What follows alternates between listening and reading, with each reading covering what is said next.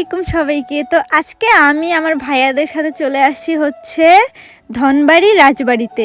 আর এই রাজবাড়িটা দেখার আমার খুবই ইচ্ছা ছিল, আমি কখনো এই রাজবাড়িতে আসি নাই, তাই ভাইয়াদের সাথে আজকে আমি চলে আসলাম সকাল সকাল রাজবাড়িতে। বাট প্রচুর পরিমাণে রোদ ছিল, এই দিক দিয়ে আমার ভাইয়ারা টিকিট কাউন্টারে যায় টিকিট কাটা শেষ হয়ে গেছে। আসার সাথে সাথে আমি ঘোরাঘুরি শুরু করে দিছি, কারণ এই রাজবাড়ির প্রতি আমার অন্যরকম একটা ইন্টারেস্ট ছিল যে আমি এই রাজবাড়িতে যাবই যাব। দেন এক পর্যায়ে আমরা চলেই আসলাম। রাজবাড়িটা অনেক সুন্দর ছিল, কিন্তু প্রচুর পরিমাণে রোদের কারণে ভালো লাগতেছিল না। আর চাইরে ছাইটাই এরকম ফুল গাছগুলো অনেক সুন্দর দেখাইতেছিল। তো আমি ভিডিও করতেছিলাম ফুল গাছের আর হাঁটতেছিলাম, হেঁটে হেঁটে দেখতেছিলাম যে কোথায় কি আছে। এই যে দেখেন, এইখানে ফুল গাছ, ওইখানে ফুল গাছ, সব সাইডেই তারা ফুল গাছ, আম গাছ, লিচু গাছ। আর ওই যে ওই পাশে আমার ভাইয়ারা শুটিংয়ের জন্য সব কিছু রেডি করতেছিল। এদিক দিয়ে আমি রাজবাড়িটা সম্পূর্ণটা ঘুরে ঘুরে দেখতেছিলাম আশেপাশে কি আছে না আছে সব কিছু। এত সুন্দর লাগতেছিল এই রাজবাড়িটা, মনেই হইতেছিল না যে এটা পুরানো একটা বাংলো, একদম নতুনের মতো করে সব কিছু আর কি পরিষ্কার পরিচ্ছন্নভাবে রাইখা দিছে। আমি সামনের দিকে আগাইতেছিলাম যে সামনে যাইয়া দেখি কি আছে না আছে, কিন্তু ওইখানে যাইয়া দেখি যে ওইখানেও অনেক সুন্দর বসার জন্য আর কি প্লেস আছে। ওই যে দেখেন, এখানেও আর কি অনেকে এসে আড্ডা দিতে পারবে, বসতে পারবে।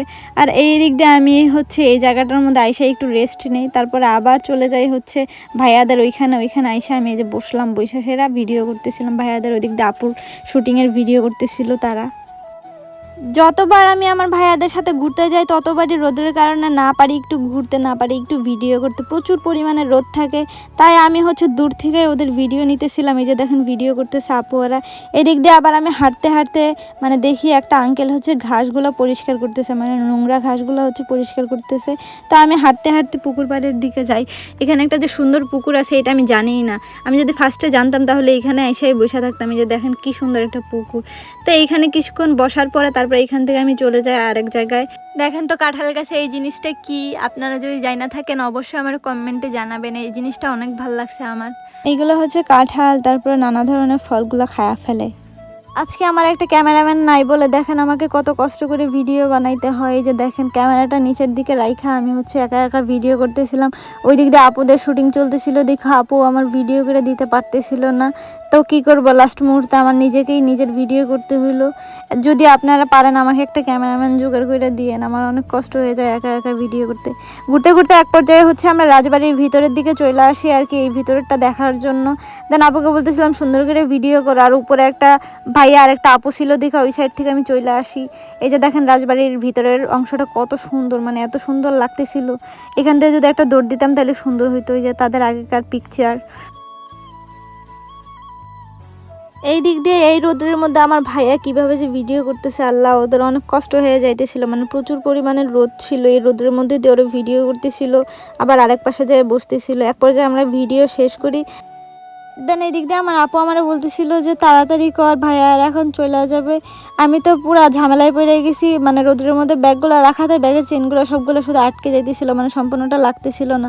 অনেক ট্রাই করতেছিলাম, তারপরেও ব্যাগের চেনগুলো লাগতেছিল না। তারপর এক পর্যায়ে লাগার পরে আমরা দৌড় দিয়ে ভাইয়াদের কাছে চলে যাই। এই দিক দিয়ে আইসা দেখি ভাইয়ারা ব্যাগ গুছাইতেছিল, ক্যামেরা সব কিছু ঠিকঠাক করে ব্যাগের মধ্যে ভর্তিছিল। দেখেন কি পরিমাণে রোদ, এই রোদের মধ্যে ওরাও পাগল হয়ে যাইতেছিল, প্রচুর পরিমাণে গরম। আর ওই দিক দিয়ে কাউসার ভাইয়া আম গাছের নিচে যায় ছায়ার মধ্যে দাঁড়ায় আছে।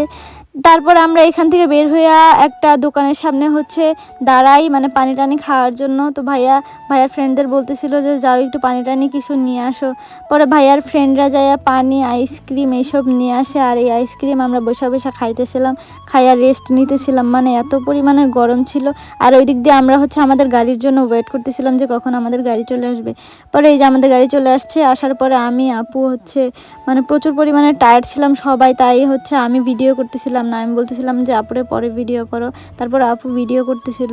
পরে ভাইয়া আপুদের আমি ট্রিট দেই আর কি, একটা হাজির হোটেল আছে, বিখ্যাত হোটেল, সেই হোটেলে আর কি ওদেরকে নিয়ে যাই। এটা অনেক ফেমাস একটা হোটেল, এখানে অল টাইম মানুষ থাকে, সিট পাওয়াই যায় না।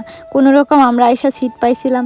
তো আমরা খাওয়া দাওয়া নিয়ে অনেক হাসাহাসি করতেছিলাম, সাকিব ভাইয়া তো প্রচুর পরিমাণে হাসতেছিল।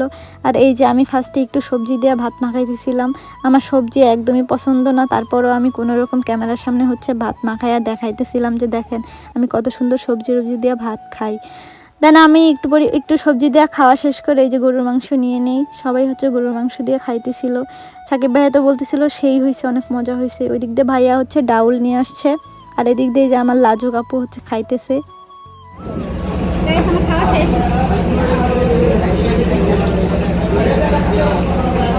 এই সবগুলা মানুষ আমার ভাইয়া খাইছে। সবগুলা মানুষ ভাইয়া খাইছে।